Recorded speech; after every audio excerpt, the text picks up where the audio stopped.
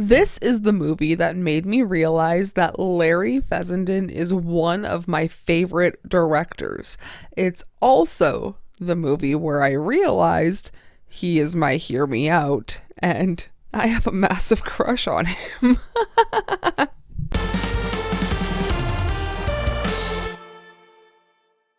Well.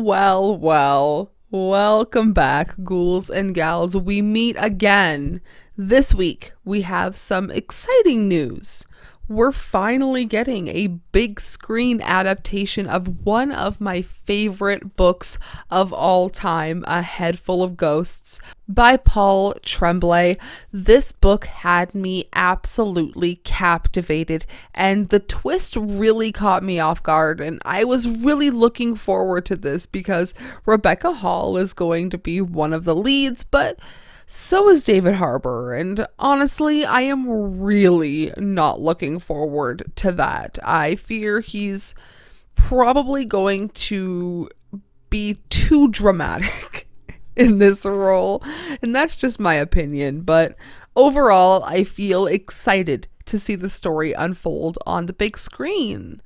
In other news, Charlie XCX will be possessed by a slasher spirit in Takashi Miike's newest film. I'm very optimistic about that one. We are big Takashi Miike fans in this house. I feel like he is a sick freak, and so are we. So I love that.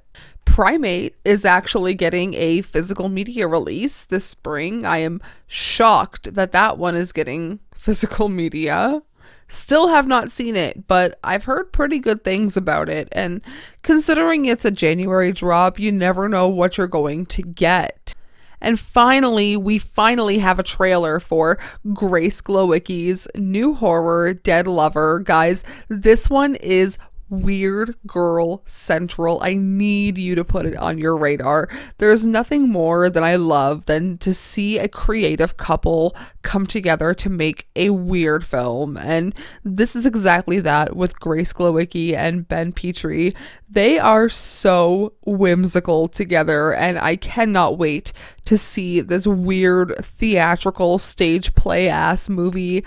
I can't wait to see it, how it unfolds. But anyways, in the spirit of Love Month, or anti-Love Month as we are celebrating instead, today we're talking one of the sexiest vampire movies ever, Larry Fessenden's Habit. Set in a gritty real-life New York City, alcoholic Sam meets up with a modern-day succubus who marks him and controls his will. As his world unravels, he slowly figures out what's happening and has to figure out what to do. The first time I saw this movie, we watched it with Joe Bob on an episode of The Last Drive-In, and honestly, I love watching The Last Drive-In so much. This past weekend, actually, it was Haunted House Night, and we watched it, and it was House on Haunted Hill and The Innkeepers. It was so fun to revisit that. I had just talked about Pat Healy in our last episode, so that was a nice surprise, but I digress. Watching Habit with Joe Bob made the movie so much more fun and so much more immersive. You really get like the Fessenden interview. You get so much more behind the scenes knowledge with Joe Bob. And you always get the boob count. You know, that's what I'm here for. Anyways, Larry Fessenden's Habit from 1995 is a grimy, intimate New York City vampire film that follows, like I mentioned, Sam, a self-destructive alcoholic man who falls for the mysterious Anna after a Halloween party, only to realize their relationship is literally draining him. Rather than leaning into the traditional vampire lore, this film blurs addiction, codependency, and bodily decay into a raw, lo-fi portrait of the disparity living in the 90s New York setting. As Sam's health deteriorates and his life unravels, the movie becomes less about supernatural horror and more about emotional rot, making Habit feel like a breakup movie disguised as a vampire film. Or maybe a vampire film disguised as a breakup movie. Now, this is one of the best indie auteur movies Fessenden wrote, directed, acted. He was so immersed in the project, did the special effects. It oozes his style. And speaking of his style, I feel like this film really defined his aesthetic going forward. It was shot on a super low budget in real New York City apartments and streets, making it feel grimy, busy, and realistic. The city isn't just a backdrop, it feels sick, it feels exhausted, kind of hollow, mirroring Sam's internal collapse, and it sets it apart from the polished vampire movies that we see.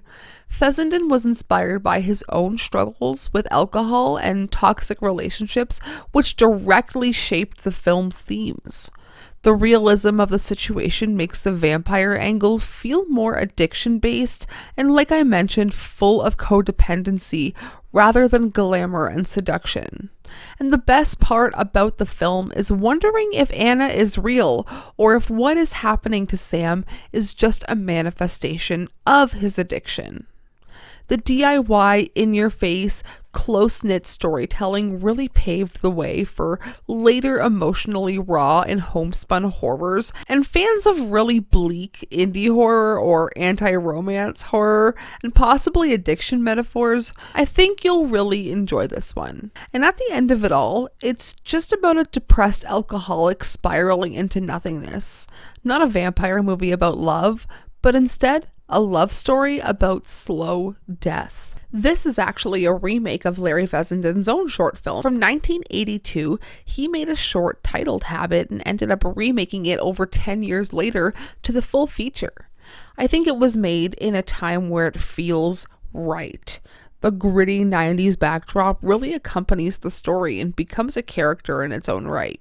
And if you want to dive more into what Fessenden and the other actors have to say, there is a making of documentary on the physical media, which I am still searching for, and there is a 20-year retrospective 15-minute documentary on YouTube, which I can link in the description. It's a really cool inside look. I love a vampire movie that feels non-conventional, and I love Larry Fessenden, obviously. He'll be returning as this character, Sam, in an upcoming film, Trauma, which will also feature characters from Depraved and Blackout, and I cannot wait to see how all of these films connect.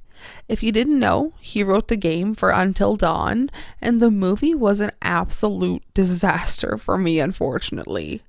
Larry has such incredible writing and such rich storytelling, and whatever they decided to do with Until Dawn felt like a mockery of the brilliance that we have with the game. So I'm sure Larry Fessenden will pop up in this podcast later on down the line. I just love his movies so much. But anyways, if you're looking to keep this vibe going, definitely check out The Addiction by Abel Ferrara, Near Dark by Catherine Bigelow, and even Only Lovers Left Alive by Jim Jarmusch. Those are some vampire movies that don't suck, if you will.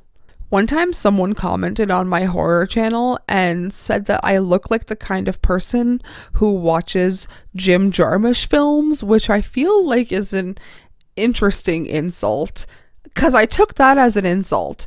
He makes boring, talky movies, but I do actually really like Jim Jarmusch movies, so I guess you were right about that.